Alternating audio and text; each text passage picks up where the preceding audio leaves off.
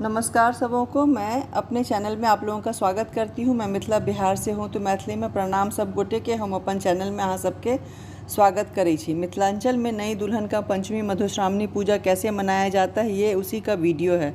मिथिलांचल में जिस साल लड़की की शादी होती है उस साल यह पूजा नई दुल्हन को पूरे विधि विधान से कराया जाता है।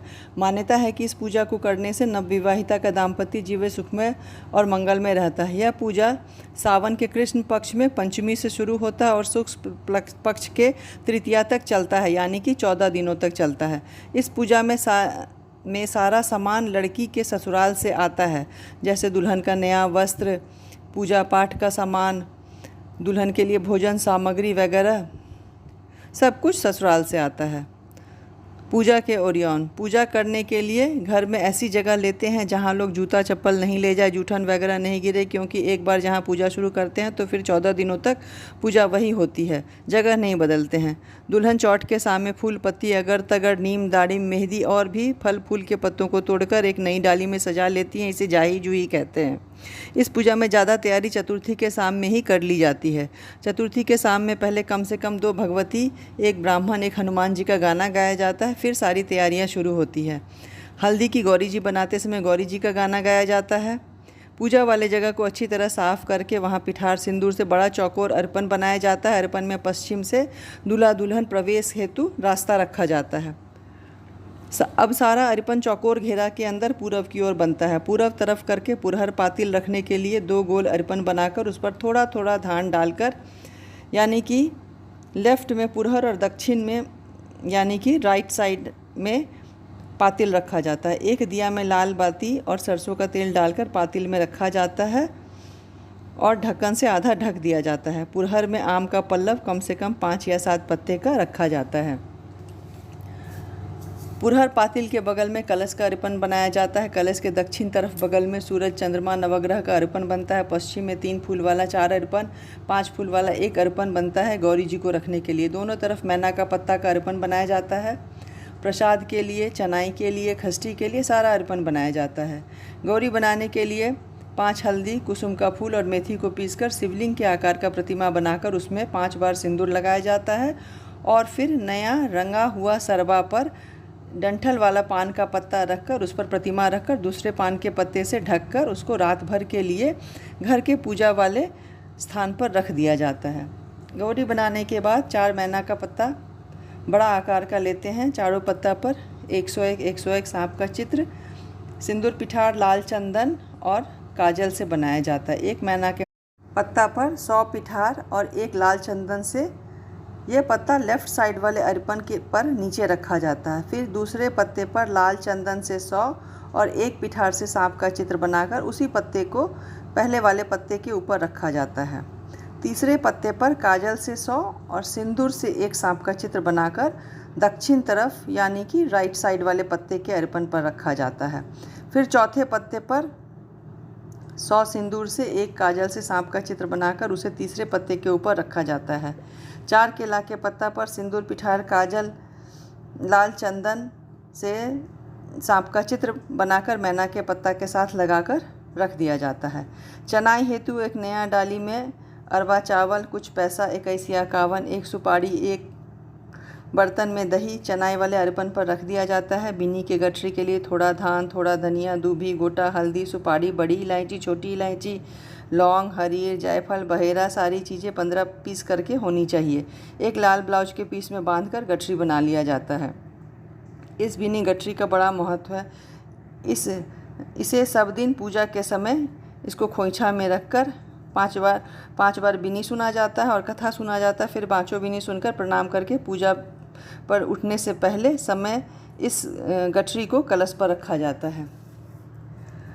पंचमी के दिन सुबह 2 केला का पत्ता चाहिए पूजा करने के लिए और प्रसाद रखने के लिए। पूजा के लिए लाल पीला फूल, बेलपत्र, प्रसाद के लिए फल, मिठाई, भिगोया हुआ चना या मूंग, बिसहारा के प्रसाद के लिए दूध, लावा, पान, सुपारी वगैरह का इंतजाम किया जाता है।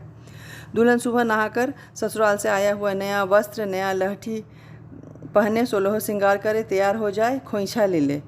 फिर जिस गौरी जी की पूजा रोज़ करती हैं उस गौरी जी को, और एक दिन पहले जो हल्दी से गौरी जी बनाई गई थी उनको, और अगर ससुराल से गौरी बनाकर भेजा गया है तो सब गौरी को लेकर आए और पंचमी वाले जगह पर जो फूल वाला अरिपन बनाया गया है उस पर सभी गौरी जी को बारी बारी से रख दें। कलश में जल भरकर उसमें आम का पल्लव डालकर रखा जाए। दुल्हन आसन पर बैठ जाए, पातिल का दिया जलाए, अक्षत चंदन फूल प्रसाद सब केला के पत्ता पर व्यवस्था कर ले, धूप दीप जला ले, गंगा जल या अछिंजल पंचपात में ले ले। अब गौरी पूजा से पूजा शुरू करें। पहले गौरी पूजा सभी गौरी को बारी बारी से करें, फिर कलश की पूजा करें, फिर बेसहारा, बैरसी, चनाई नाग, कुसुमावती, पिंगल नाग, लीली नाग, सतभागिनी सहित गोसाउन नाग और अंत में षष्ठी यानी कि साठी की पूजा करें। इसके बाद दुल्हन बिनी गठरी को खोइछा में रख ले और पाँचों बिनी 3 बार सुने। इसके बाद मैना पंचमी पहले दिन का कथा सुने, कथा के बाद अंत में एक बार पाँचों बिनी सुने। फिर सब देवता को प्रणाम कर बिनी गठरी को कलश पर रख दिया जाता है। फिर कुल देवता को प्रणाम कर घर के श्रेष्ठ लोगों को प्रणाम कर कपड़ा बदल लिया जाता है। दुल्हन जिस कपड़े में पहले दिन पूजा करती है तो हर दिन पूजा करने के लिए उसी कपड़े को पहनना पड़ता है, और पूजा करने के बाद नियम पूर्वक उस कपड़े को बदलकर हर दिन रख लिया जाता है। आज के दिन खीर गुड़जाउन बनता है। फिर दुल्हन कम से कम 5 सुहागिनों के साथ बैठकर खीर खाती है। दुल्हन खाना शुरू करने से पहले अपने में से 5 सुहागिनों को थोड़ा थोड़ा खीर बांटती है। पंचमी और मधुश्रावणी के दिन दुल्हन नमक नहीं खाती है। पंचमी से मधुश्रावणी तक पवनैती यानी कि दुल्हन साग नहीं खाती है, शुद्ध शाकाहारी भोजन करती है। प्याज लहसुन नहीं खाया जाता है। शाम के समय हर दिन दुल्हन जाही जूही फूल पत्ता सब तोड़ के लाती है। फिर हाथ पैर धोकर शाम में दिया अगरबत्ती पातिल में दिया जलाती है। संभव हो तो शाम में भी 3 बार बिनी और 1 बार पाँचों बिनी सुनती हैं। फिर घर की महिलाएं सांझ गोबर वाला गाना गाती है। इस तरह पूजा कथा बिनी मधुश्रावणी के 1 दिन पहले तक चलता रहता है। सुहागिनों के साथ बैठकर खीर खाना सिर्फ पंचमी यानी कि पहले दिन और अंतिम दिन यानी कि मधुश्रावणी के दिन ही होता है। तो अब मधुश्रावणी के ओरियान। मधुश्रावणी से 1 दिन पहले कथा समाप्त होने पर कलश और गौरी जी को छोड़कर सब देवता का विसर्जन हो जाता है।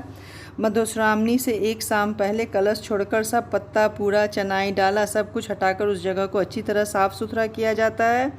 फिर जैसे पंचमी से 1 दिन पहले सारा इंतजाम किया गया था उसी तरह फिर से अरिपन बनता है, गौरी जी बनती हैं, चनाई का नया डाला तैयार होता है, मैना के पत्ता पर सांप का चित्र, सब कुछ फिर से उसी तरह किया जाता है। बिनी का गठरी भी नया बनाया जाता है। इस दिन दूल्हे का आना भी ज़रूरी होता है। दूल्हे का परिछन होता है। मधुश्रावणी में 13 लिली मौनी चढ़ाया जाता है। 13 या 7 पनपथिया चढ़ाया जाता है। लिली मौनी में श्रृंगार का सामान डोका को पीला कपड़ा में लपेटकर लाल धागा से बांधकर उस पर सिंदूर और काजल से लंबा लंबा टीका किया जाता है। पनपथिया में चूड़ा, दही, अकुड़ी, आम, मिठाई वगैरह रखकर गौरी जी को चढ़ाया जाता है। दही छोटे छोटे कप वाला भी ले सकते हैं।